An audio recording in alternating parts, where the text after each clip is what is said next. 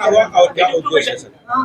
गाजीपुर में ICHR Indian council of historical research का एक बड़ा प्रोजेक्ट है।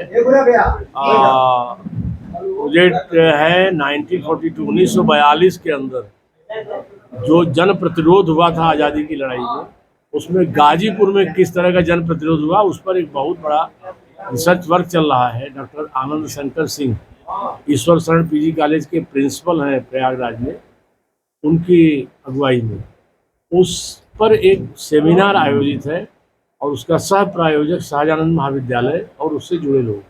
मैं उसी में मुझे लोगों ने एज ए चीफ गेस्ट मुझे व्याख्यान के लिए बुलाया। सर, इस समय इंडिया गठबंधन का बड़ी जोरों पर चर्चा है। अगर हम इंडिया गठबंधन की बात करें तो अखिलेश यादव और नीतीश दोनों लोग काफी नाराज हैं, तो क्या भविष्य देखते हैं सर? हाँ, आप ठीक कह रहे हैं। चर्चा इसी बात की है कि गठबंधन बनने के बाद अभी से बिखर रहा है, ये चर्चा है और वो सुनिश्चित है। ये गठबंधन कोई स्वार्थों का गठबंधन है, अस्वार्थों का गठबंधन निरुद्देश्य होता है। उद्देश्य स्वार्थ पूर्ति है, स्वार्थ पूर्ति में बाधा आएगी तो टूटना स्वाभाविक है।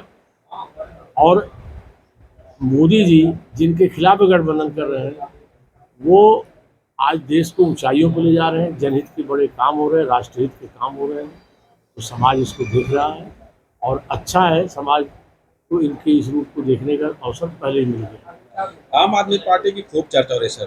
हालांकि शराब कांड में 2 लोग जेल चले गए, संजय सिंह और मनीष सिसोदिया, और अरविंद केजरीवाल को ईडी पूछताछ के दौरान पहुंच नहीं रहे। सर, क्या लगता है? भारत की राजनीति का ये बहुत दुर्भाग्यपूर्ण क्षण है कि भ्रष्टाचार के खिलाफ एक अच्छे समाजसेवी की अगुवाई में चले आंदोलन को अपने स्वार्थों में नष्ट करने वाले लोगों ने इतना जल्दी इनका यह नग्न रूप, भ्रष्टाचारी रूप उजागर हो जाएगा, इसकी कल्पना देशवासियों ने नहीं की थी।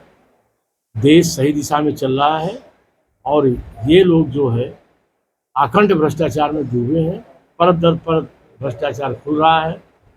हम नहीं कर रहे हैं, अब तो सर्वोच्च न्यायालय की पूरी एक पीठ ने कहा कि इसमें आरोप में गंभीरता है।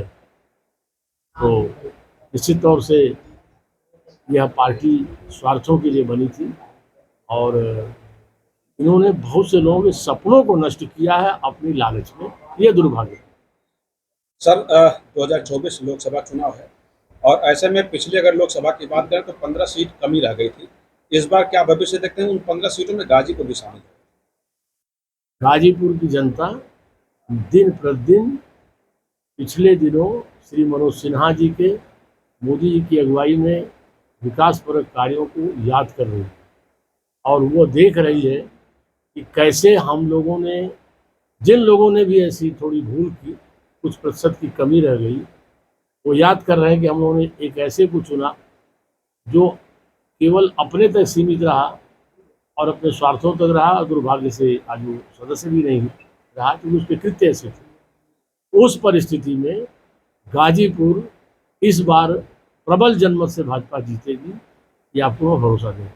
सर, उम्मीद जताई जा रही है कि कौन प्रत्याशी हुआ, क्या लगता है? ये पार्टी नेतृत्व निर्णय करेगा। ये सब हम आप सबको शुभकामना देते हैं। ईडी के एक अधिकारी को भी 15 लाख रिश्वत देते गिरफ्तार किया गया, ये क्या कहेंगे?